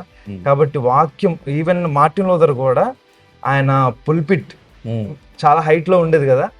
సో అక్కడి నుంచి ఆయన మాట్లాడడము, దాని ద్వారా దేవుని వాక్యము అలానే సోషల్ అవేర్నెస్ కూడా తెచ్చేవారు ఆయన. అలాగే అందుకే కదా చాలా మంది కూడా ఆయన ప్రసంగాలకి అట్రాక్ట్ అయ్యి రిఫార్మేషన్ కి ఆయన చాలా మంది సపోర్ట్ కూడా చేసి ఉన్నారు. ఓకే, ఇక్కడ జస్టిఫికేషన్ ప్లస్ వర్క్స్ అనే దాని గురించి మాట్లాడారు. మీకు గుర్తుంటే 1999లో పోప్ బెనెడిక్ట్ 16 గారు ఉన్నారు. ఆయన ఈ వరల్డ్ లూథరన్ ఫెలోషిప్ సంథింగ్ ఏదో ఉంది, ఒక బాడీ మీది, లూథరన్ వరల్డ్ ఫెడరేషన్. కరెక్ట్. వాళ్ళు మా పోప్ ఫ్రాన్సిస్ గారు, పోప్ బెనెడిక్ట్ 16 గారు, ఈయన కింద థియోలాజియన్స్, మీ లూథరన్ తరపున థియోలాజియన్స్ ఇద్దరు కలిసి కూర్చొని కంబైన్డ్గా ఒక డాక్యుమెంట్ విడుదల చేశారు. దాన్ని DJJD అని పిలిచారు, JDD, document of justification short ఫామ్లో. అందులో ఇద్దరు థియోలాజియన్స్ కలిపి అందులో సైన్ చేశారు. అందులో చెప్పింది ఏంటంటే 100% రక్షణ వచ్చేది దేవుని నుంచి, రక్షణ వచ్చేది మన విశ్వాసం మూలముననే. సో క్యాథలిక్ చర్చ్ డిఫర్ అవ్వట్లేదు. ఓకే. ఎందుకంటే మీరు అన్నారు బైబిల్లో ఉంది కాబట్టి దాన్ని నమ్మాలి అని అన్నారు. అసలు అల్టిమేట్గా ఆలోచిస్తే బుక్కులన్నీ ఒక్కొక్క చోట చెదరిపోయి ఉన్న చోట అన్నిటిని తీసుకొని వచ్చి కట్టగలిపి దాన్ని తయారు చేసి దానికి బైబిల్ అని పేరు పెట్టి నామకరణం చేసి బొడ్డు కోసిందే క్యాథలిక్ చర్చ్. సో బైబిల్ని క్యాథలిక్ చర్చ్ ఫాలో కావడం లేదు అనేది అది అవమానం, అలా అనకూడదు. అవును. First thing. సో దీని దగ్గరకు వచ్చినప్పుడు మనం విశ్వాసం ద్వారానే మనం రక్షించబడతాం. క్యాథలిక్ చర్చ్ చెప్పేది ఏంటంటే నువ్వు రక్షించబడ్డావు, రక్షించబడిన తర్వాత నువ్వు క్రైస్తవుడిగా ఎలా ప్రూవ్ అవుతావు? ఒక వృద్ధురాలు నడవలేక నడుస్తుంది, ఆమెకు ఆకలి అవుతుంది. నువ్వు క్రైస్తవుడి దారిన వెళ్తున్నావు, నీ చేతిలో ఒక బనానా ఉంది, ఇవ్వగలుగుతావా లేదా? ఆమెకు ఆకలి అవుతుందని నీకు తెలుసు, ఇస్తావా లేదా? క్యాథలిక్ చర్చ్ మాట్లాడేది జస్టిఫికేషన్ తరువాత నీ ఫెయిత్ అనేది క్రియారూపంలోకి మారాలి. ప్రసంగాలన్నీ విన్నావు, పాస్టర్ గారు ప్రార్థన గురించి గంటలు చెప్పారు, అన్నీ విన్నావు, నువ్వు వెళ్ళి ప్రార్థన చేయాలి. సో అలాగే మనకు జస్టిఫికేషన్ వచ్చింది, దేవుడు మనల్ని రక్షించాడు. రక్షించిన తర్వాత నువ్వు వెళ్ళి నలుగురికి సహాయపడాలి. అందుకనే మత్తయి సువార్త 25వ అధ్యాయంలో చూస్తాము, నేను వస్త్రాలు లేకుండా ఉన్నాను, నాకు వస్త్రాలు ఇచ్చారా అంటే ఇది అల్టిమేట్గా ఫైనల్ జడ్జిమెంట్లో ఆయన తీర్పు తీర్చింది. నీ విశ్వాసం కాదు, బైబిల్ కాదు, ఏది పక్కన వెళ్ళలేదు, ప్రొటెస్టెంట్ లేదు, క్యాథలిక్ లేదు. ఆడ అల్టిమేట్గా ఒకటే అడిగాడు, నేను ఆకలితో ఉన్నా, నాకు అన్నం పెట్టారా? నాకు మీరు పెట్టలేదు, మీరు పోండి నరకానికి, సాతానికి సిద్ధం చేసిన దాంట్లోకి పోండి అని. అంటే దాని అర్థం విశ్వాసాన్ని దేవుడు పట్టించుకోలేదని కాదు, విశ్వాసంతో ఉన్నోళ్ళే వెళ్ళి ఆ జడ్జిమెంట్ దగ్గర నిలబడ్డారు, కానీ దాన్ని క్రియారూపంలోకి మనం మార్చగలిగాము. సో నా క్వశ్చన్ ఏంటంటే, మీరు చెప్పింది ఏంటంటే దేవుని చేత కృప పొందుకున్న తర్వాత వారు ఆ కృపను మిగతా వాళ్ళకి పంచిపెట్టడం అనేది మీరు చెప్పారు ఇప్పుడు. కానీ నేను చెప్పేది ఏంటంటే, నేను అడిగేది ఏంటంటే, వారు ఇప్పుడు దేవునికి, ఇప్పుడు ఫర్ ఎగ్జాంపుల్ యూత్ లాంగ్వేజ్లో మాట్లాడుకుందాం, దేవా నాకు జాబ్ ఇస్తే నేను నా జుట్టుని మొక్కుబడిగా ఇస్తాను, లేకపోతే నేను ఆ మెట్లను ఎక్కుతాను, ఇలాంటివి ఉన్నాయి కదా, నేను వీటి గురించి మాట్లాడుతున్నా. ఓకే. అయితే ఇక్కడ ఏం చేయొచ్చు అంటే రెండు సెపరేట్ అంశాలు. రక్షణ అనేది దేవుడి నుంచి వస్తుంది, మనం ఆయనలో విశ్వాసం ఉంచడం ద్వారా రక్షణ వస్తుంది. ఈ రక్షణకి మనం చేసుకునే మొక్కుబడులకి సంబంధం లేదు. రెండు వేరు టాపిక్స్, రెండింటిని మిక్స్ చేయకూడదు. సో ఆ మొక్కుబడులు ఏంటివి? ప్రభువా నాకు ఈ అవసరం ఉంది, నువ్వు నాకు ఈ అవసరం తీర్చు, నాకు సాధ్యమైనంతలో నేను ఇది చేస్తా. అది ఎట్లా చూడాలంటే పాత నిబంధనలో గొర్రెపిల్లని తీసుకొని వెళ్ళినట్టే. మరి వాడేం చేశాడు, నేను గొర్రెపిల్లని తెచ్చాను, నా పాపాలు క్షమించండి, ఏముందాడ అర్థం? సో మనిషి ప్రాథమిక లెవెల్ నుంచి మనం అంటే ఆది మానవుడి దగ్గర నుంచి, అంటే దేవుడు క్రియేట్ చేసిన మొదటి మానవుడి దగ్గర నుంచి తీసుకుంటే, దేవుడు మనల్ని క్షమించినప్పుడు మనం ఉదారంతో ఆనందంతో దేవునికి ఏదో ఒకటి గిఫ్ట్ ఇవ్వాలి, నేను ఇవ్వాలి ఏదో ఒకటి అని ఆనందం. పెళ్లి జరిగిందా, అన్నం ఎందుకు పెట్టాలి? సంతోషంలో పెడుతున్నా. సో ఆ మొక్కుబడులనే ఆ రూపంలో చూడాలి. దేవుడు నాకు ఇది ఇస్తాడు లేదా ఇచ్చాడు, దాని కృతజ్ఞతగా నేను ఇది చేస్తా, లేదా ఆయన చేస్తాడు అనే నమ్మకంతో ఇది చేస్తా. దానికి ఈ రక్షణ అనే దానికి సంబంధం లేదు. ఓకే. అయితే నేను దీన్ని ఎలా చూస్తున్నానంటే, వాళ్ళు దేవుని దగ్గర నుంచి వాళ్ళు కృపను పొందుకున్నారు, అయితే వాళ్ళు తిరిగి చెల్లించవలసినటువంటి విధానం ఇది అవసరం లేదు. ఎందుకంటే దేవునికి కావాల్సింది ఏంటి? దేవుడు మనకి ఇచ్చిన గ్రేట్ కమిషన్ ఏంటి? Go and make disciples and teach them what I have taught. So దేవునికి కావాల్సింది అది. సో ఇప్పుడు దేవునికి అది కావాల్సింది అని అంటే, మీ చర్చిల్లో మీరు మీ విశ్వాసుల్ని చర్చిలో పలానా చోట ఒక హాల్ కడుతున్నాము, దానికి డబ్బులు ఇవ్వండి అని అడగకూడదు. మీరు చెప్పాల్సిందల్లా ఏంటంటే గో అండ్ మేక్ డిసైపుల్స్, అదొకటే చెప్పలేము. నేను అంటుంది ఏంటంటే, వీళ్ళు ఇక్కడ ఫిజికల్గా వాళ్ళకున్నది వాళ్ళు ఇస్తున్నారు, లైక్ హెయిర్ కానీ లేకపోతే ఇలా నడవడం కానీ. నేను అంటుంది ఏంటంటే, అలాంటి ప్రాక్టీసెస్ వల్ల హూ విల్ గెట్ బెనిఫిట్? ఈ క్వశ్చన్ మనము పౌలు గారి దగ్గర నుంచి మొదలు పెడదాం. అపోస్తలుల చర్యలు 18వ అధ్యాయంలో ఆయన కెంక్రేయ వెళ్ళాడు. యూదుల్లో కొంతమంది ఆయన్ని ద్వేషిస్తున్నారు. నేను యూదుడనే, ఇంకా నేను క్రైస్తవుడినే, బట్ నా అండర్లైన్ రక్తం అంతా కూడా యూదుడినే, నేను బెన్యామీను గోత్రీకుడినే కాబట్టి అని చెప్పి యూదుల ఆచారంలో ఉన్నది ఆయన ఫాలో అవుతూ కెంక్రేయకి వెళ్ళి గుండు కొట్టించుకున్నాడు. అది ఎప్పుడు? మారిన తర్వాత, మారి యేసుక్రీస్తు గురించి ప్రకటిస్తున్నాడు, ప్రకటించే టైంలో వెళ్ళి మొక్కుబడి చొప్పున వెళ్ళి గుండు గీసుకున్నాడు. సో మరి అప్పుడు మనం వెళ్ళి ఫస్ట్ పౌలు గారిని క్వశ్చన్ చేయాలి. అంటే ఇది కొత్తదేం కాదు, పాత నిబంధన నుంచి వస్తూనే ఉంది అది. పాత నిబంధనలో కూడా నజరీన్ వ్రతం వేసుకునేవాళ్ళు. అంటే ప్రాక్టీస్ అనేది పాత నిబంధన నుంచి ఉంది. అది ఏదో కొత్తగా ఇప్పుడు ఇండియాలో ఉన్నాం కాబట్టి ఇండియాలో హిందువులు ఫాలో అవుతున్నారు అని కాదు. అసలు హిందువులు కూడా కాదు ఒరిజినల్గా దాన్ని ఫాలో అయింది, బౌద్ధులు. బౌద్ధంలో అది ఉంది, బౌద్ధంలో నుంచి హిందువులు తీసుకున్నారు దాన్ని. సో అది హిందువులు కూడా కాదు ఒరిజినల్గా. సో అది మన పాత నిబంధన నుంచి వస్తుంది. మీరు ఇంకొక అధ్యాయం ముందుకెళ్తే అక్కడ కూడా ఇంకొంతమంది కూడా ఈయనే పంపిస్తాడు, పౌలు గారు వెళ్ళి అక్కడికి వెళ్ళి గుండు చేయించు. మాట్లాడకుండా దాన్ని బట్టి నాకు అర్థమైంది ఏంటంటే ఒక ఆచారం అనేది అది హైందవుల ఆచారము లేదంటే అది ముస్లింల ఆచారం అని మనం డిఫైన్ చేయడం కాకుండా it depends on the individual. అంతే. ఇట్ డిపెండ్స్ ఉదాహరణకి నేనున్నా నా 33 ఏళ్ల జీవితంలో నేను ఎప్పుడు పుణ్యక్షేత్రాలకు పోయి గుండు చేయించుకోవాలి. ఎందుకంటే అది రూల్ కాదు. అంటే చర్చి ఫాదర్లు మీ దగ్గరకు వచ్చి మీరు గుండు చేసుకోవాలి చెప్పరు. నీకు అనిపించింది వెళ్ళి చేసుకో, నీకు అనిపించలేదు అవసరం లేదు. మా నాన్న చనిపోయినప్పుడు బలవంతంగా గీకారు నాకు గుండు, వద్దు వద్దు వద్దు అంటుంటే అది వాళ్ళ ఆచారం అంట. నాకు ఇష్టం లేకపోయినా గీకారు. సో కొన్నిసార్లు మనం సమాజంలో పడిపోతుంటాయి. 2015 అదొక్కటే నా జీవితంలో నాకు గుర్తున్న గుండె, అదొక్కటే. ఇంకా జీవితంలో చేయించుకోను. నేను ఎందుకు ఈ క్వశ్చన్ అడిగానంటే రీసెంట్ గా నేను అప్లోడ్ చేసిన వీడియోలో అబ్రహామిక్ రిలీజియన్స్ గురించి మాట్లాడుతున్నప్పుడు I told about different denominations అనేది చిన్న టచ్ చేశాను. అప్పుడు వాళ్ళు ఏమన్నారంటే మీ క్రైస్తవ్యంలోనే ఇన్ని డినామినేషన్స్ ఉన్నాయి and Catholic and Protestant Bibles కూడా డిఫరెంట్ కదా. మనకి 66 బుక్స్ ఉంటాయి, వాళ్ళకి ఇంకొంచెం ఎక్స్ట్రా బుక్స్ ఉంటాయి.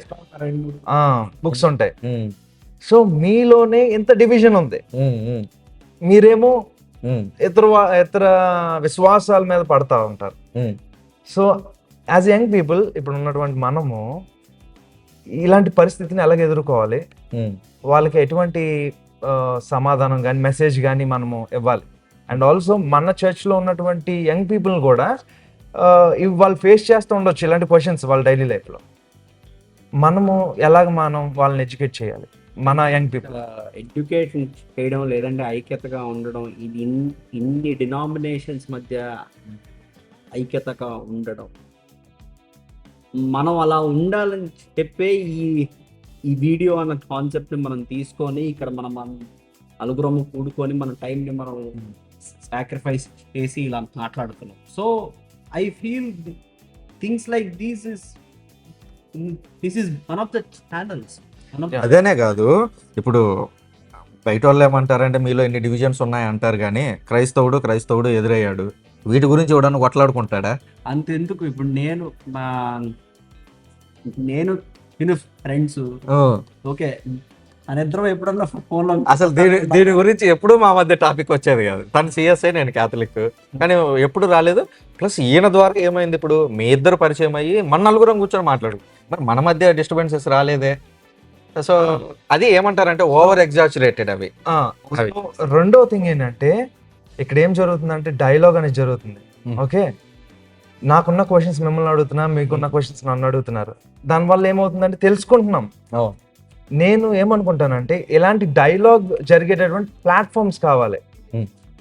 ఇప్పుడు నేను చేసినటువంటి వీడియోలో ఒక కామెంట్ పెట్టారు కాబట్టి నాకు తెలిసింది, కానీ ఇప్పుడు ప్రెసెంట్ యూత్ వాళ్ళు ఇంకా ఎన్నో ప్రశ్నలు వాళ్ళు ఎదుర్కొంటున్నారు, కానీ మనకు తెలియదు ఆ ప్రశ్నలన్నీ.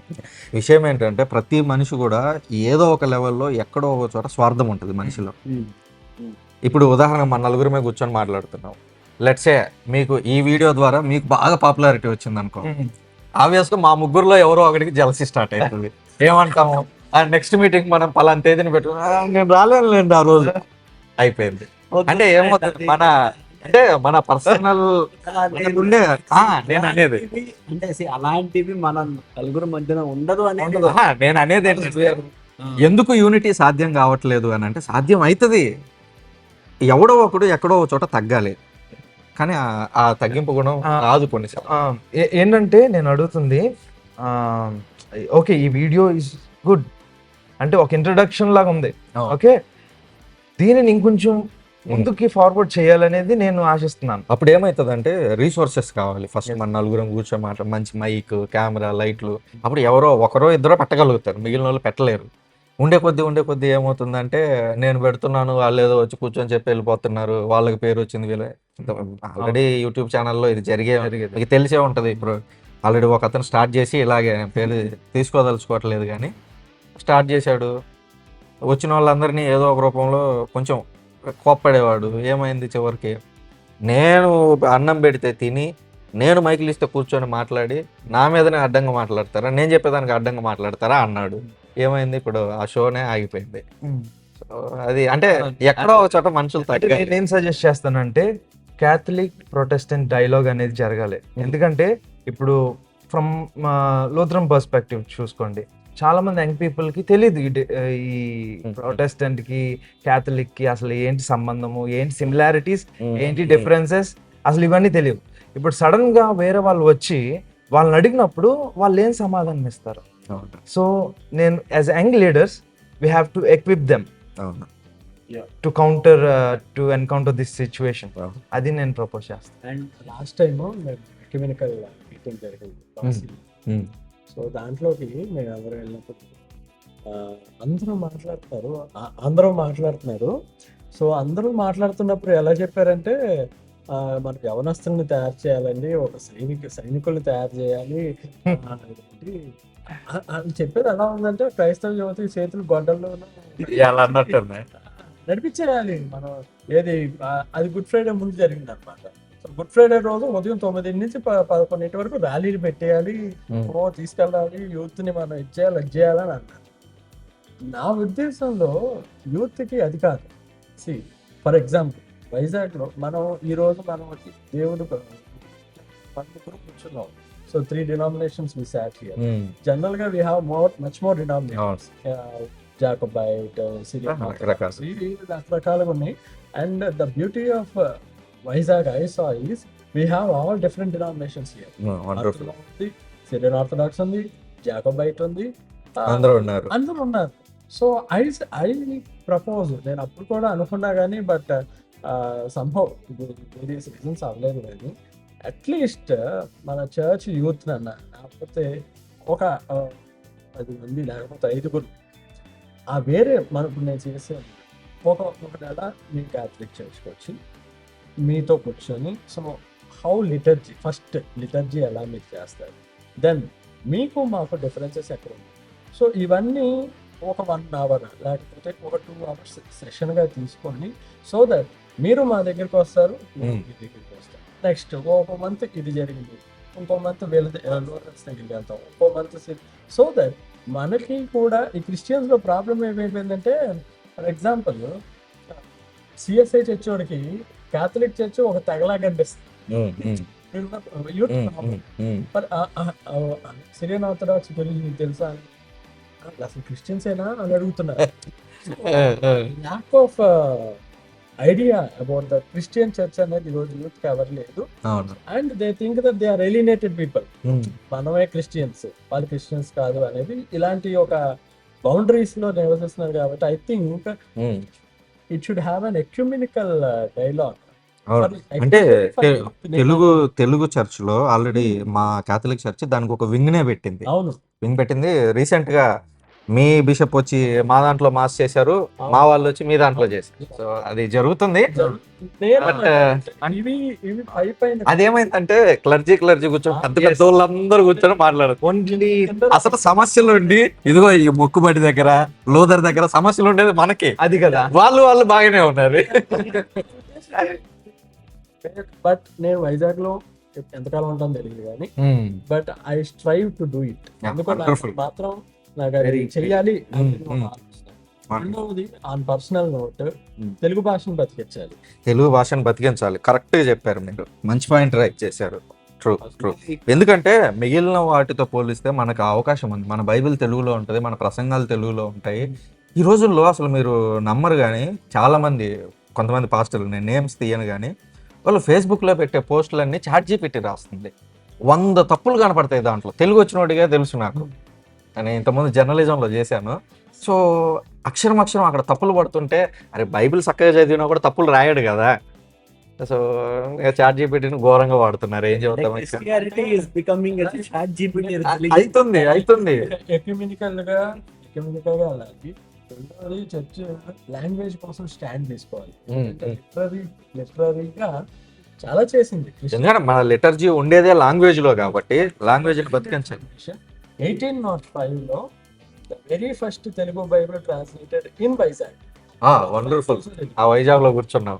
ఎలెన్ చర్చ్ అని 1 టౌన్ లో కొత్త 1805 లో మిషనరీస్ వచ్చి అక్కడ, అది తెలుగు మిషనరీస్ కాదు వచ్చింది, ఫారెన్ మిషనరీస్ వచ్చి తెలుగు నేర్చుకొని వాళ్ళు తెలుగు బైబిల్ ని ట్రాన్స్లేట్ చేశారు. అక్కడ ఇంకా జిరాక్స్ కాపీ ఉంది తెలుగు ట్రాన్స్లేటెడ్ బైబిల్. మా క్యాథలిక్ బైబిల్లో ఒక ప్లస్ పాయింట్ ఏంటంటే ఇక్కడ నేను చెప్పగలిగేది, మా బైబిల్ని ట్రాన్స్లేట్ చేసేటప్పుడు యూజువల్గా ప్రొటెస్టెంట్ బైబిల్ కొంతమంది హిందూ బ్రాహ్మణులను తెచ్చిపెట్టి ట్రాన్స్లేట్ చేశారు, కానీ మా దాన్ని కంప్లీట్గా మా ఫాదర్సే ఉండి చేశారు. దానివల్ల ఏమైందంటే ఇంకొకటి, మనకి తెలంగాణ, ఆంధ్ర, రాయలసీమ అనే 3 ప్రాంతాలు ఉన్నాయి. ఇక్కడ మాట్లాడే భాష రాయలసీమకి వెళ్తే ఉండదు. క్యాథలిక్ చర్చిలో ఈ బైబిల్లో ఏం చేశారంటే, క్యాథలిక్ బైబిల్లో పండితులను కూర్చోబెట్టి 3 ప్రాంతాల నుంచి ఎక్కడైనా వచనాల్లో వారి రెస్పెక్టివ్ వర్డ్స్ ఇంక్లూడ్ చేయడానికి అవకాశం ఉందా అని పరిశీలించి, అందుకనే బైబిల్ చదువుతుంటే కొన్ని చోట్ల తెలంగాణ పదాలు కనపడదు, కొన్ని చోట్ల రాయలసీమ, కొన్ని చోట్ల కోస్తా. అంటే ఈ భాష అందరిది తెలుగు భాష. సో అట్లా ట్రాన్స్లేట్ చేశారు. సో అది కొంచెం మా సైడ్ పాజిటివ్ పాయింట్ ఏమో అనిపిస్తుంది. మేము ఒక ప్రోగ్రామ్ చేస్తున్నాం యాక్చువల్గా, అన్మ్యూట్ అని. అది నిన్న అయింది. అంటే మంత్లీ వన్స్ అన్నమాట గ్యాదరింగ్. అయితే దాంట్లో ఈ లిటరసీ గురించి మాట్లాడుతూ చాలా మంది యంగ్ పీపుల్ ఏం ఫీల్ అవుతున్నారంటే, దే డోంట్ ఫీల్ రిలవెంట్. ఈ వర్డ్స్ కానీ బిబ్లికల్ వర్డ్స్ అసలు కాదండి, ఒక్క మాట చెప్తాను, మీరేమనుకోవద్దు. పరలోకపు గవిని అన్నాడు. గవిని నిజంగా నాకు గవిని అంటే ఏంటో తెలియదు, మీరు ఏదన్నా తెలిస్తే మీరు చెప్పండి. గవిని అనే పదం తెలుగులో ఎక్కడ వాడుతున్నాం అసలు మన నిజ జీవితంలో? ఈ 3 ప్రాంతాల్లో, కోస్తా, ఆంధ్ర, తెలంగాణ, ఎక్కడ ఆ పదం వాడు? అంటే ఆ రోజుల్లో 1800లో వాడి ఉండొచ్చు, కానీ అది మార్పు చెందట్లేదు బహుశా.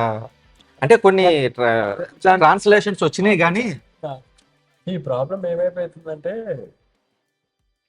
ఆ భాషను ఈ రోజు ఎవరు తీసుకోవట్లేదు. అంటే ఉర్దూ భాష కదా, 200 ఏళ్ళు. ఇంకోటి ఏంటంటే, ఎప్పుడు కూడా లాంగ్వేజ్, కల్చర్, ట్రెడిషన్ అనేది పాస్ ఆన్ అవుతూ రావాలి, అప్డేట్ అవుతుంటది, పాస్ ఆన్ అవ్వాలి. ఇప్పుడు జూయిష్ పీపుల్ చూస్తే కనుక, దేవుడు ఏదైతే ఆజ్ఞాపించాడో అది వాళ్ళ నెక్స్ట్ జనరేషన్ కి పాస్ చేస్తూ ఉండాలి. అవును. క్రిస్టియానిటీలో ఫెయిల్ అయింది అది. ఏంటంటే వాళ్ళు పాస్ ఆన్ చేయట్లేదు. ఇప్పుడు లాంగ్వేజ్ ఉంది, ఓకే, ఆ జనరేషన్ వాళ్ళకి అర్థమైంది, ఆ లాంగ్వేజ్ అంత బాగానే ఉంది. బట్ వాళ్ళు కనుక ఆ నెక్స్ట్ జనరేషన్కి ఆ నాలెడ్జ్ పాస్ చేసి ఉంటే, ప్రతి పదానికి ఏంటి మీనింగ్ ఇలాగా పాస్ చేసి ఉంటే, మేబీ ఇప్పుడు మన జనరేషన్కి కొంచెం అర్థమయ్యే అవకాశం ఉండేది. ఎక్కడో మొత్తానికి పాసింగ్ అనేది బ్రేక్ అయిపోయింది, కొంచెం బ్రేక్ అయింది. అందరూ కూడా ఇంగ్లీష్ వైపు బాగా ఇంట్రెస్ట్ చూపెట్టడము. దానివల్ల ఏంటంటే, తెలుగు అనే లాంగ్వేజ్ ఏదో ఒక చీప్ లాంగ్వేజ్ గా ట్రీట్ చేస్తున్నారు. ఇంగ్లీష్ ఓకే, అంటే ఇంగ్లీష్ మాట్లాడితేనే వాళ్ళు టాప్ తెలుగు మాట్లాడితే వాళ్ళు లోకల్ అన్నట్టు. అంటే మన లాంగ్వేజ్ మనమే చాలా డిగ్రేడ్ చేసేసుకున్నాం.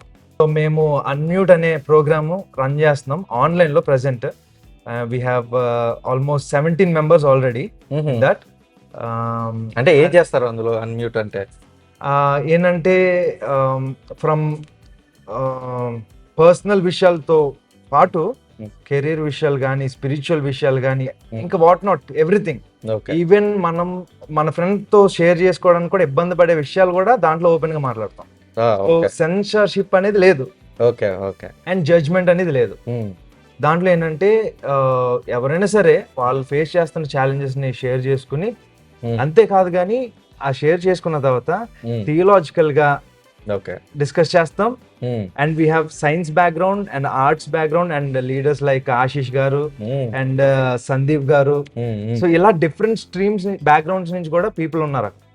కాబట్టి ఆ ఒక ఛాలెంజ్ ని ఇన్ని పర్స్పెక్టివ్స్ లో ఆలోచించి, ఈ ఛాలెంజ్ ని మనం ఎలాగ ఎదుర్కోవాలి, ఎలాగ మనం ఆ పర్సన్ హెల్ప్ చేయాలి అనేది ఒక రిజల్యూషన్ తీసుకుంటాం. అది మీరు ఇంకా డాక్యుమెంట్ చేయగలిగితే, ఒక ఇష్యూని దానికి సమాధానాలు కూడా ఇవి చర్చించామంటే భవిష్యత్తులో జాయిన్ అయిన వాళ్ళకి. అవునవును, అందుకే ప్రతి సెషన్ కి కూడా we will have a recording secretary. Minutes అనేవి డాక్యుమెంట్ చేస్తారు. పక్కా ప్లాన్ గానే పక్కా ఉన్నారు plan. అందరూ. సో ఆ రెజల్యూషన్ అనేది తీసుకున్న తర్వాత 6 months కానీ 1 year కానీ రివ్యూ చేసి ఎన్ని రెజల్యూషన్స్ మనము ఇంప్లిమెంట్ చేసాం ఈ ఇయర్ యాజ్ ఎ టీమ్ గా ఓకే, అనేది మేము చూస్తాం. వండర్ఫుల్, బాగుంది అన్మ్యూట్. అంటే అందులో ఎవరైనా జాయిన్ అవ్వచ్చా? ఎవరైనా జాయిన్ అవ్వచ్చు, Hmm. But only for men, young Christian men. Okay okay, done. Age limit కూడా 19 to 30 అని అనుకున్నాం. ఓకే, ఎస్, బట్ అబౌవ్ ఉన్న వాళ్ళు ఒకవేళ సీరియస్ గా ఇంట్రెస్టెడ్ గా ఉంటే కనుక దే వెల్కమ్ టు జాయిన్. అయితే ఒక పని చేద్దాం, డిస్క్రిప్షన్ లో మీరు చేస్తున్నది ఏదైతే ఉందో దాన్ని మెయిల్ ఐడి లేదా కాంటాక్ట్ నెంబర్స్ ఏమన్నా ఇస్తే అందులో పెడదాము. సో కాంటాక్ట్ అయ్యే వాళ్ళు అవుతారు. Sure sure. సో మొత్తం మీద నాకేమనిపించింది అంటే, ప్రొటెస్టెంట్లు, క్యాథలిక్స్ లేదా వివిధ సంఘాల వాళ్ళు కూర్చుంటే ఏదో కొట్లాడుకున్నట్టు ఉంటుంది అనే ఒపీనియన్ బయట ఉంది, కానీ మనం మాట్లాడుకుంటున్నప్పుడు నాకైతే అలా అనిపించలేదు నిజంగా. సో చాలా ఓపెన్ గా అనిపించింది. రెండోది, అసలు మీరు లోదర్ గురించి మాట్లాడుతుంటే నేను ఎక్సైట్ అయ్యా. సో నిజంగా చాలా బాగా అనిపించింది నాకైతే. సో చాలా మంచిగా ఎందుకంటే అన్ని అన్ని పర్స్పెక్టివ్స్ వచ్చాయి, అటు బిబ్లికల్ పర్స్పెక్టివ్స్, ఇటు వరల్డ్లీ పర్స్పెక్టివ్స్, రెండు కలిపి ఒక సెషన్ లాగా మనం చేసాం, which is really very good. And I hope ఇది మనం ఇంకా ముందుకు తీసుకెళ్ళడానికి మనకి దేవుడు ఆ విధంగా మనకి హెల్ప్ చేస్తాడని నేను కోరుకుంటాను. యా, అండ్ ఈ డిస్కషన్ కూడా చాలా ఫ్రూట్ఫుల్ గా ఉంది. అండ్ నేనేం ఆశిస్తున్నానంటే ఇంకా ఎన్నో ప్రోగ్రామ్స్ మనం ఇలా చేయాలని, కొలాబ్ అవ్వాలని నేను కోరుకుంటున్నాను. So thank you so much for this opportunity. ఇతనికి చెప్పాలి ఫస్ట్ థ్యాంక్స్. ఆశీష్ కలిపింది ఇతనే. ఆశీష్, ధన్యవాదాలు. Yeah, thank you very much Ashish. Rupa Shastri for your kind acceptance and encouragement. Heather Sandeep, thank you so much for being there. Yeah, Process. Thank you very much. ముందుగా అసలు ఇక్కడ ఇది మనం నిజానికి మీకు చూస్తుంటే తెలుస్తుందో లేదు కానీ జస్ట్ ఒక చెక్క బల్ల, ఓ 4 చైర్లు వేసుకొని కూర్చున్నాం అంతే, ఇంకేం లేదు మా చుట్టుపక్కల. సో భవిష్యత్తులో ఇది మరింతగా ఎదగాలని, జనాల మధ్యలోకి వెళ్ళాలని చెప్పి ఇంకో చెక్క బల్ల రావాలి, ఇంకో 4 రావాలి అని చెప్పి మీరు ప్రార్థించండి. చివరిగా మా అన్న మాట్లాడతారు. ఇలాంటి ప్లాట్ఫామ్ వచ్చినందుకు నిజంగా చాలా థ్యాంక్స్. దేవునికి కృతజ్ఞతలు తెలుస్తున్నాను ఫస్ట్. రెండవది మన సృజన్ గారికి కూడా కృతజ్ఞతలు. Even though it is the first time meeting అలా మాట్లాడుకోగలుగుతాను. And also thank Ashish and Kripa Shastri. నన్ను వీళ్ళిద్దరు మంచి మిత్రులు, ఒకప్పుడు శత్రువులు బట్ ఇప్పుడు మంచి మిత్రులు, డేవిడ్ జానథన్ అని చెప్తున్నారు. సో వీళ్ళ ఫ్రెండ్షిప్ కూడా అలాగే కలకాలం కొనసాగాలని కోరుకుంటున్నారు. Two denominations being a friend. Yeah, ఇప్పుడు 3 అయినాయి. Thank you. దేవుడి ఇంత గొప్ప సమయాన్ని ఇచ్చినందుకు దేవునికి చెల్లిస్తూ ఇంకనూ ఇది ఇలాగే కొనసాగి మన క్రైస్తవ జీవితంలో, లేకపోతే క్రైస్తవ ఈ యొక్క నాయకత్వాలు అన్నీ ఏకమై దేవుని రాజ్యము సార్వత్రిక సంఘముగా ఏర్పడి దేవుని రాజ్య స్థాపనలో క్రీస్తు సంఘంగా మనం అందరం ఉండాలి. ఏ యుద్ధాలు, ఎన్ని సిద్ధాంతాలు మనకి విభిన్నంగా ఉన్నా కానీ మనం అందరం సహోదరుల ఐక్యత కలిగి నివసించడానికి ప్రయత్నం చేస్తూ దేవుని యొక్క రాజ్య వ్యాప్తిని మనము కొనసాగించే వారంగా ఆయన కార్యార్థ సేవలో మనం అందరం పాలుభాగంగా దేవుడు మనందరినీ దీవించుగాక. మీరు ఫైనల్ బ్లెస్సింగ్. తండ్రి, కుమార, పరిశుద్ధాత్మ త్రియేక దేవుని దీవెన ఇప్పుడు ఎల్లప్పుడు సదా మనందరికీ తోడెండును గాక. ఆమేన్.